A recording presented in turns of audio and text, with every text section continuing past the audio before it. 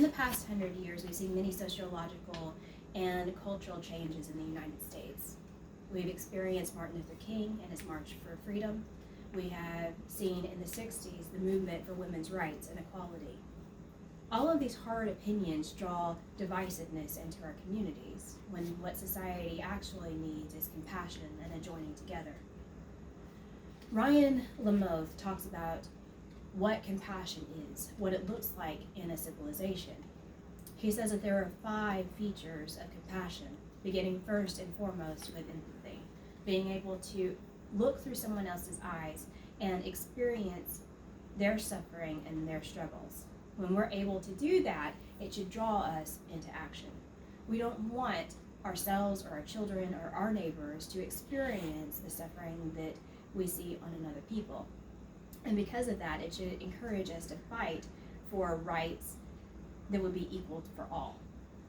In the news today, we see the movement of Black Lives Matter, rioting, protests in the streets, when really all that's happening is a call for compassion and empathy. When we see people that are being oppressed, we should not want that for ourselves, for our children, for any of the ones that are around us. And so that compassion should lead us to fight for reform. The same thing is happening in the LGBTQ communities. Sally Munt talks about gay liberation and its acceptance into a liberal culture. She calls it Frankenstein's monster. Basically, a people who have been fighting for acceptance into a society are shamed into believing that the fight is only within themselves. And so it draws them from seeking acceptance into a society into individualism. Individualism at its root leads to isolationism and depression. Instead of seeking comfort from those around them, from a community, the focus instead turns inward. I am going to make something of myself. I am responsible for my own future. I can make my own way.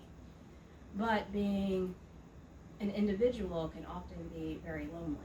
And instead, what we should be doing is embracing those that are around us and drawing them into ourselves and making society whole. On another issue, we have gender, the difference between men and women. The idea of a wage gap has been explored since the early 80s. The fact that women are paid less for the same amount of work that a man experiences. Now, with social media, that has been expanded. Not only is the fight between men and women, now it is also between women and women. You have working mothers versus stay-at-home moms. You have single moms against married women. All of this divisiveness could be solved by just having a little bit of compassion. The fact that my struggle is not the same as your struggle doesn't make either one of them less serious or less deserving. Instead, the answer and the solution is to be empathetic, to understand that your anxiety mirrors my anxiety. And because I see those emotions in you from me, it should draw you to action to make that other person's path a little easier. Since 9/11, there has been a lot of issues with religion in our country, the difference between Christianity and Muslim, and with even Christians and atheists. We see the wanting of removals from statues, the building of statues, the monuments being torn down, the monuments wanting to be raised up. Everywhere we look, in every facet of our society, there is a call for division, when in reality, what we're needing is a society that is drawn together to help each other. In conclusion, I think that what society is actually needing is a cohesive idea of what compassion is. The fact that we all struggle. We are all walking the same path, just trying to do the best that we can. Frederick Bruckner has an excellent definition. He says, compassion is sometimes the fatal capacity for feeling what it is like to live in someone else's skin. It is the knowledge that there can never be any peace and joy for me until there is peace and joy for you.